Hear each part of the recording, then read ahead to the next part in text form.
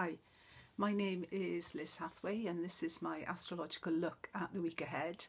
That's the week starting December 17th, 2018.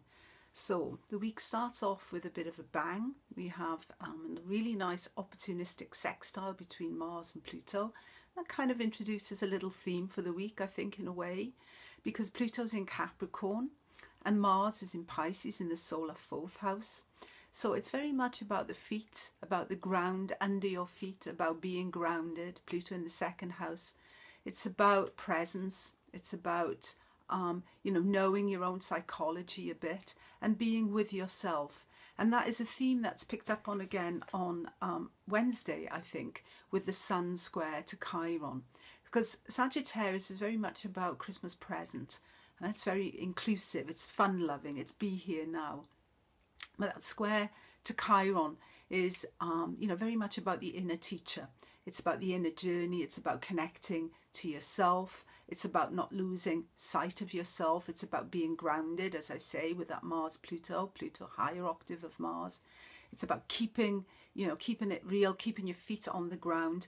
And, Pluto in Capricorn is very much about psychology, and it's in the 2nd house, the psychology of spending, and how sometimes we compensate for lacks or for feelings of insecurity or inferiority or whatever, that is a marketable hang-up in a way.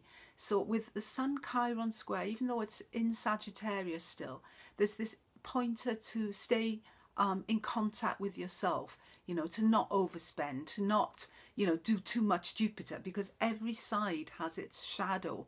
And the shadow side of Sag, and Jupiter in Sag as well, is excess, stretching too far, going beyond, what are really, your borders. And that's the strong Capricorn theme, is keep it real, stay grounded, stay within your borders. So that's a little bit the sort of theme, I think, in the first half of the week. And then we come into Thursday and the Sun is kind of like last degrees coming up onto, the galactic center there, trine Uranus. Wow, that's an energy burst. That is, if you haven't got your, Christmas tree, you haven't done your, you've got 1,001, you've got your Christmas cards, it's one of those days when somehow you can pull it all together and not end up breaking things or breaking your leg, or do you know what I mean? It's kind of very hectic, but in a way it's somehow kept together. Because although Uranus is, of course, the only planet really retrograde at the moment, but still that Sun it's fast and furious. That's the feel I have about it. But there's also a pleasurable thing to it, a pleasurable feel to it. So that's nice. And then Friday we have the Venus in Scorpio trining Neptune.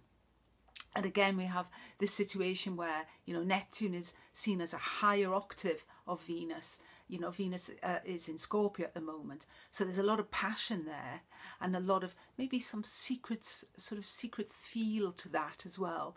But on the other hand as well, there's a strong sense of commitment with Venus in Scorpio. It's a very committed, passionate Venus, actually.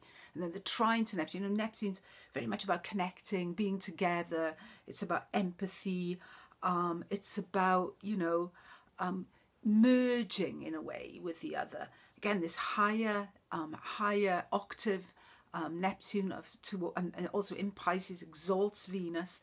So again, that little thread running through the week of staying with yourself, the inner journey, because Venus trine Neptune as well could also be about seclusion, a time out, spending some time, some quiet time, reflective time, thinking maybe, about past, people that have played a big role in your life, or past pain, because Chiron's a little bit also has that kind of thread of, the hurt from the past, which is always trying to be cleansed and, be surpassed in a way.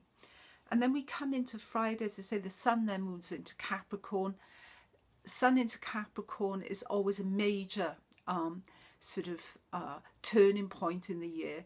The 4 cardinal points, this is called the axis of the world.